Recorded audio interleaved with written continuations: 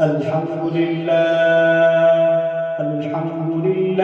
نحمده ونستعينه ونستغفره ونؤمن به ونتوكل عليه ونعوذ بالله من شرور أنفسنا ومن سيئات أعمالنا من يهده الله فلا مضل له ومن يضلل فلا هادي له ونشهد أن لا إله إلا الله وحده لا شريك له ونشهد أن سيدنا وسندنا وحبيبنا مولانا محمدا عبده ورسوله الذي أرسله بالحق بشيرا ونذيرا وداعيا إلى الله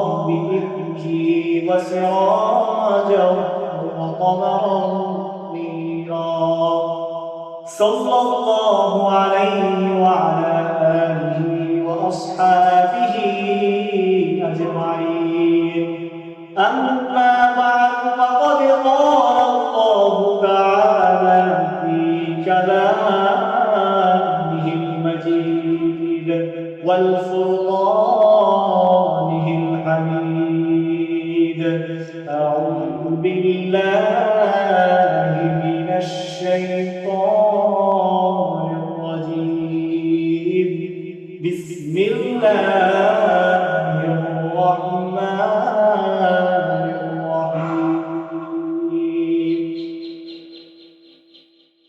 وتكون الجبال كالعهن المنفوش صدق الله مولانا العظيم وصدق رسوله النبي الكريم ونحن على ذلك لمن الشاهدين والشاكرين والحمد لله رب العالمين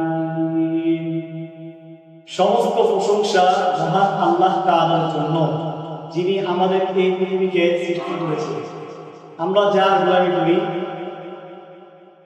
আজকে আল্লাহ তাআলা আমাদের সকলকে আশার এবং বসার তৌফিক দান করেছেন। এই জন্য এই সকলেই শুকরিয়া আদায় করি আলহামদুলিল্লাহ।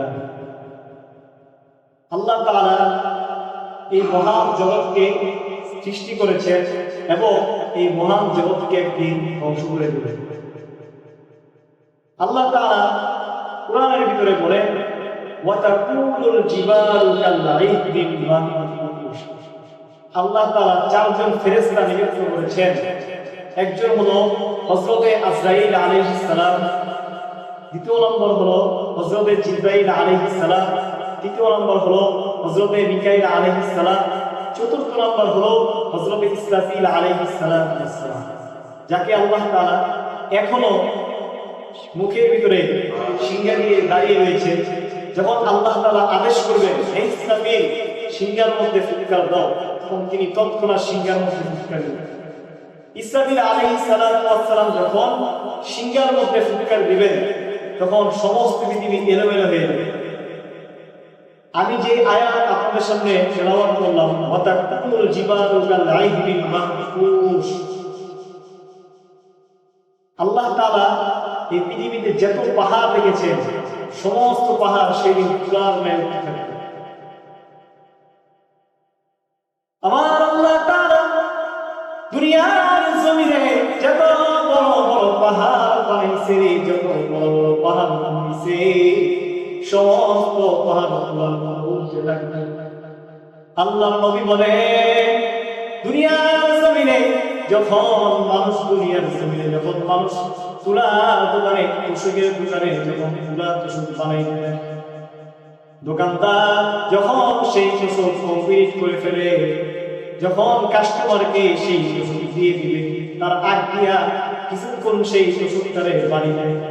বাড়ি দেওয়ার পরে যে তুলা উঠতে থাকবে, আল্লাহর নবী বলেন, সেই তুলা মতো আমার আল্লাহ তাআলার ফেরেশতা ইসরাফিল যখন সিংহার মধ্যে ফুৎকার দিবে, সেই সিঙ্গার ফুৎকারের কারণে আমার আল্লাহ তাআলা দুনিয়ার জমিনে যত বড় বড় পাহাড় বানাইছে সমস্ত পাহাড় পুরান থাকবে। এমন কঠিন দিন হবে সেই দিন আমার আল্লাহ তাআলা হাসরের ময়দানে এই জন্য কায়েম করবে। দুনিয়ার জমিনে মানুষ মানুষের হক মেরে খায়, দুনিয়ার জমিনে মানুষ মানুষের হক মেরে খায়, সেই হকের প্রতিশোধ আমার আল্লাহ তাআলা সেই হাসরের ময়দানে করবে। এবার দুনিয়ার জমিনে আপনি গরিব, ভাত খেতে পারবেন না, আর বড় লোকের ছেলে আপনার জমিন পাইয়া খাইছে, আপনি খুব গরিব, দুনিয়ার জমিনে আপনি খুব ছোট, আপনার কোনো দাম নাই, আপনি তার প্রতিরোধ করতে পারবেন না। হাসরের ময়দানে আল্লাহ তাআলা ইমানটা নিয়ে নেবেন। এই জন্য আল্লাহ তাআলা ওই দিনটার কায়েম করবে যেই দিনে কোনো হাসিনার মতো সরকার দাঁড়াইতে পারবে না তার সাহস নিয়ে। যত বড় বড় বাদশাহ, যত বড় বড় রাজারে, কারো সাহস হবে না আল্লাহর সামনে দাঁড়াতে। ওই দিন দুনিয়ার জমিনে কোনো বড় লোকের বাহাদুরি থাকবে না। আমার আল্লাহ তাআলা ওই দিন কায়েম করবে যেই দিন সমস্ত মুসলমানের হিসাব হবে, যেই দিন সমস্ত ইহুদিদের হিসাব হবে, যেই দিন সমস্ত কাফেরদের হিসাব হবে। আমার আল্লাহর নবী বলেন ওই দিন এমন ভয়ঙ্কর হবে রে, আমার আল্লাহ তাআলা অর্ধ মাথার উপরে সূর্য রেখা দিবে, যেই সূর্যের তাপ আলো এত ভয়ঙ্কর, দুনিয়ার জমিনের সাধারণ সাধারণ সূর্য জ্বলবে, তখন মানুষগুলো টিকতে পারে না। হাসরের ময়দানে আমার আল্লাহ তাআলা যখন মাথার হাত উপরে সূর্য রাখবে, মানুষের মাথার সূর্য মানুষের মাথার বাতের মারের মতো দুনিয়া দুনিয়া ঘুরবে, মানুষগুলো চিৎকার করতে থাকবে। দুনিয়ার জমিন থেকে 9,30,00,000 মাইল দূরে আমার আল্লাহ তাআলা সূর্য রেখা দিয়েছে। তাও সূর্যের মুখ থেকে আলো দেয় না, সূর্য তার পিঠ থেকে আলো দেয়। সেই পিঠের আলো আমরা সহ্য করতে পারি না। 9,30,00,000 মাইল দূরে সেই সূর্য হাসরের ময়দানে অর্ধ হাত মাথার উপরে সেই সূর্য থাকবে, তার মধ্যে এসে আলো দিবে। সেই আলো মানুষ কিভাবে সহ্য করবে? মানুষের মাথার মতো পাতের বারের মতো ঘুরিয়া ঘুরিয়া মানুষগুলো বলবে মালিক, ও আসমানের মালিক আল্লাহ, আমাদেরকে রক্ষা করুন। আমার আল্লাহ তাআলা কোনো জবাব দিবে না। মানুষগুলো আত্মহারা হয়ে যাবে, রে আমাদেরকে বাঁচাবে। মানুষগুলো দৌড়াইয়া নবীদের কাছে চলে যাবে, যাইয়া দেখবে নবীরা ইয়া নাফসি ইয়া নাফসি করে কাঁদতেছে। নবীরা বলবে মালিক, ও মালিক, আমাদের কি আপনি বাঁচান গো, আমাদের পাতার পায় না। হাসরবাসীরা যখন নবীদের দিকে তাকাইতে দেখবে নবীরা ইয়া নাফসি ইয়া নাফসি করে কাঁদতেছে। হাসরবাসীরা তারা গিয়ে দেখবে কিছু লোক দাঁড়াইয়া আছে, যারা সাদা কাপড় পরিয়া দাঁড়াইয়া আছে, যাদের মুখ এত সুন্দর। সামনে যাইয়া দেখবে কিছু লোক দাঁড়াইয়া আছে, ওই লোক দুনিয়ার জমিনে যারা বেদাত কাজ করেছে, যারা ফিতনা করেছে। আল্লাহর নবী যখন তার উম্মতদেরকে জমজমের পানি পান করাইবেন, হঠাৎ করে আল্লাহর নবী কোনা দিয়া তাকাইয়া দেখবেন কিছু লোক দাঁড়াইয়া আছে, যারা সাদা কাপড় পরিহিত, তাদের চেহারা অনেক উজ্জ্বল। আল্লাহর নবী যখন জমজমের পানি তাদেরকে পান করাইবে, ফেরেশতারা বলবে নবীজি, ও আল্লাহর নবী, তাদের পানি পান করেন না। আল্লাহর নবী বলেন ফেরেশতারা কি বলবো, তারাও ও নবীজি, আপনার উম্মত ঠিক আছে, আপনার ওই উম্মত দুনিয়ার জমিনে যারা আপনার হাদিস পেয়ে গেছে, যারা বন্ড বন্ড পীরে মানছে, যারা বন্ড পীরের বিরোধিতা করে নাই, যারা বন্ড পীরে মানছে এবং তাদের হাদিস মাসালা মানুষদেরকে শোনাইছে, বহুত আলেম ওলামা তাদেরকে বুঝাইছে, তারা বুঝে নাই, সুতরাং সেই আলেম ওলামাদের বিরোধিতা করেছে। ও আল্লাহর নবী, তাদেরকে আপনি হাউজে কাউসারের পানি পান করাইবেন। আল্লাহর নবী তাদেরকে হে ভাই, হাসরের ময়দানে আমার নবী ছাড়া আর কেউ পানি দিতে পারবে না। সেই দিন যদি আমার নবী তাদেরকে দেন, তারা তো সারা জীবনেও বাঁচতে পারবে না, সারা জীবনেও বাঁচতে পারবে না।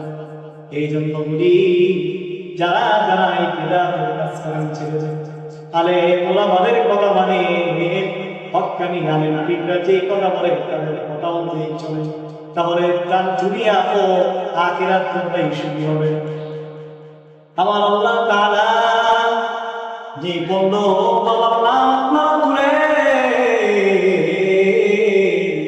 গ্রামের মুরব্বীরা খাজা মঈনুদ্দিন চিশতি রাহমাতুল্লাহি আলাইহি, তিনি নাকি গান বাজনা করতেন, তার নামে খিচুড়ি পাঠাইয়া ট্যাগ পাঠাইয়া রান্না করে।